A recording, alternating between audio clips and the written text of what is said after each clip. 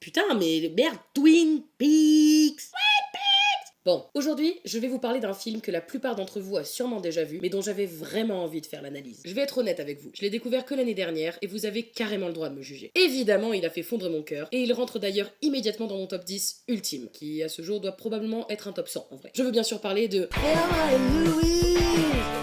Thelma et Louise est un road movie réalisé par Ridley Scott. Pop pop pop pop pop pop pop. Je vous vois ceux qui connaissent pas Ridley Scott. Si vous vous posez la question, oui, je vous juge. Ridley Scott, c'est ça. Baby shark do baby shark do baby shark. C'est donc l'histoire de Thelma et Louise, deux femmes qui vont voir leur vie basculer du tout au tout le temps d'un week-end, suite à un événement totalement inattendu. Et clairement, on part sur un chef-d'œuvre. Avant de commencer l'analyse, je vais vous faire un petit topo sur ce qu'est le concept du road movie. Le road movie, ou en français film de route, film routier, ou encore film d'errance, est un genre cinématographique originellement nord-américain, dans lequel le fil conducteur du scénario est un périple ou une cavale sur les routes avec divers moyens de locomotion. Merci Wikipédia. Voilà, maintenant que vous avez la définition du genre, on peut passer à l'analyse de l'un des plus grands chefs-d'œuvre de Ridley Scott, qui dépeint une société encore beaucoup trop actuelle aujourd'hui, bien que sortie dans les années 90. Ici Rox le Fox, et aujourd'hui, on va parler de cinéma.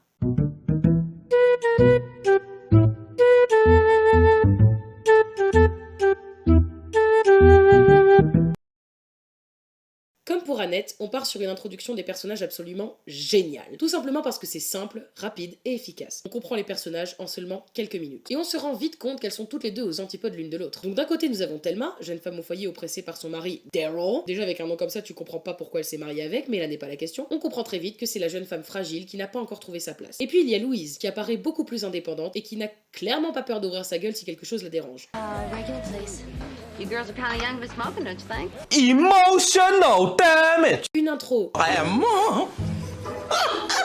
qui nous permet d'en savoir un peu plus sur nos héroïnes et leurs différences. Thelma qui est bordélique et impulsive et qui fonce sans forcément réfléchir, et croyez-moi vu la suite c'est un doux euphémisme, et Louise, à son inverse, totalement dans le contrôle. Il y a d'ailleurs deux détails dans cette scène qui, sans dialogue, nous donnent des indices sur la vie privée de Louise. Elle vit seule, elle a quelqu'un dans sa vie, mais c'est compliqué. C'est donc ainsi que nos deux héroïnes partent pour ce qui est censé être un petit week-end pépouze à la montagne. LOL. Autre détail sur Thelma qui confirme ce que l'on apprend au début, elle vit sous la pression de son mari et décide de partir sans son autorisation. How come Daryl let you go? Because I didn't ask him. Shit, Thelma. Ce qui est une première pour elle. Et là encore, on retrouve l'impulsivité. Mais ce qui est assez drôle, c'est que quand on sait que Thelma est plutôt du genre à vivre dans un monde de bisounours, elle décide pourtant d'emmener avec elle un fucking gun parce que, je cite, Oh, come on, psycho killers, bears, snakes. tandis que Louise, qui est clairement la daronne du duo, se fout de sa gueule et ne croit pas une seule seconde qu'elles auront besoin de se défendre dans une cabane au fond des bois. Perso, j'ai vu assez de films d'horreur pour suivre l'instinct de Thelma. Bref, maintenant que vous connaissez un peu mieux ces deux bad bitches, on peut enchaîner sur le point numéro 2. Alors, j'annonce la couleur, on part sur du sexisme au max du max. Mais ce n'est que dans la forme, car si la représentation masculine saute carrément aux yeux, autant vous dire que le message principal et le point de vue, que nous verrons plus tard comme d'habitude, est plus que féministe. Je sais, c'est contradictoire. Je m'explique. Tout le long du film, il y a diverses représentations masculines, du plus subtil au plus obvious. Je veux dire, quand on observe bien, tout a une forme phallique. Là, là, ici, là.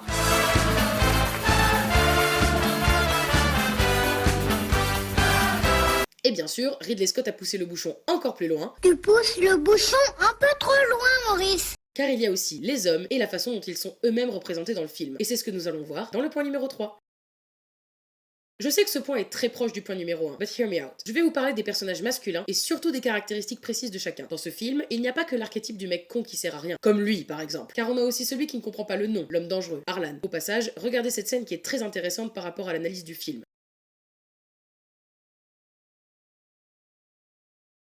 Thelma lui met une gifle et Harlan lui en met le double pour montrer sa supériorité. Bonne ambiance. Le bad boy, joué par Brad Pitt et son merveilleux petit le manipulateur, Jimmy, le pseudo-mec de Louise, le bon gros connard de première, Daryl, et enfin celui qui nous fait aimer les hommes, Alan. Car Alan est littéralement le seul mec de l'histoire qui essaie de comprendre Thelma et Louise, et ce à plusieurs reprises, notamment ici There's two girls out there that had a chance.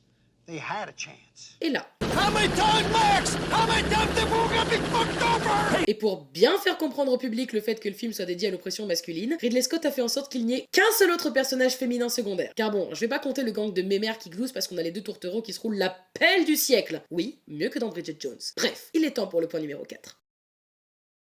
Ok, je sais que ce point a l'air ultra vague, mais en réalité, il rejoint nos points précédents, car c'est finalement sur la route que se déroule toute l'histoire. Dès le début du film, on peut en faire la corrélation, notamment avec ce plan magnifique de la bagnole, qui par ailleurs est la véritable héroïne de cette histoire, vu la conduite des deux à certains moments. Et il y a quelque chose de très intéressant à noter, surtout si on fait la liaison entre la représentation masculine et ce point. Dans la première partie du film, Thelma et Louise sont bloqués par les hommes sur la route, à plein de moments différents. C'est étrangement Monsieur B sur roue qui va nous aider à délimiter les différentes parties du film. Au début, elles ne peuvent pas passer, au milieu, elles lui mettent une raclée monumentale en bagnole, et à la fin, elles le font exploser. Donc sur toute la première partie, elles sont bloquées, tandis qu'à la fin, tout le monde s'écarte. Une fois qu'elles ont résolu leur enjeu intime et qu'elles se sont affirmées, plus rien ne les arrête, pas même les hommes, leur obstacle principal. Parlons un peu de l'enjeu intime. L'enjeu intime est la motivation profonde qui pousse un personnage à avancer. Il est le plus souvent en corrélation avec le point de vue que j'explique dans ma première vidéo sur Twin Peaks. Le film ou la série se termine quand le personnage a résolu son enjeu intime. Dans Le Silence des agneaux, l'enjeu intime de Clarice Starling est de sauver tout le monde. Elle comprend vite qu'elle ne peut pas et elle l'accepte. Car si certains films se terminent bien avec une résolution de l'enjeu intime, d'autres ne peuvent que se finir mal quand ce dernier est trop difficile ou nocif pour le personnage, comme pour Anne dans Annette par exemple. Nous pouvons donc passer au point numéro 5, le seul, l'unique, le point de vue.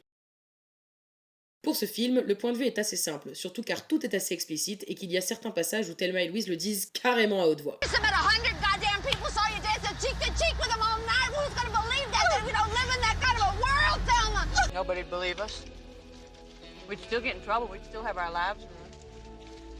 Je ne vais donc pas vous faire attendre 1000 ans pour celui-ci. Mesdames et messieurs, le point de vue c'est... Deux femmes vivant sous l'oppression masculine et qui arrivent à s'en défaire de façon tragique car elles préfèrent choisir la mort et donc la liberté plutôt que de continuer à vivre ainsi. Spoiler. Voilà, j'aurais tellement plus à vous dire sur ce film qui est un véritable chef-d'œuvre, mais ça voudrait dire faire des vidéos de 3 heures de long et on va pas se mytho, j'ai la flemme. J'espère que cette analyse vous aura plu et on se retrouve bientôt pour une prochaine vidéo. Salut la MIF!